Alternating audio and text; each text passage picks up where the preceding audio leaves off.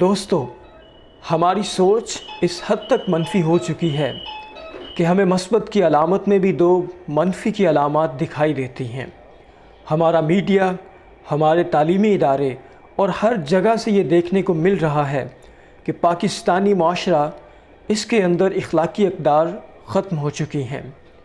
پچھلے دنوں لاہور میں اورنج ٹرین کے سفر میں تھا اور میں نے جو وہاں پہ دیکھا وہ اس کے بالکل برعکس تھا۔ بس میں رش بہت زیادہ تھا۔ ایک سٹاپ پہ 2 عمر رسیدہ لوگ بس میں سوار ہوئے۔ جیسے ہی وہ سوار ہوئے دوستو، تو بیٹھنے کی بس میں جگہ نہ تھی۔ اتنے میں فوراً 2 نوجوان اٹھے اور اپنی جگہ پر ان بزرگوں کو بٹھایا۔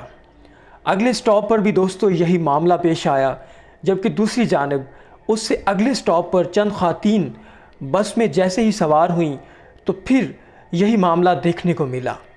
تو دوستو، ہماری منفی جو سوچ اس وقت پیدا کی جا چکی ہے، اسے بولا جاتا ہے مینوفیکچرڈ اوپینین۔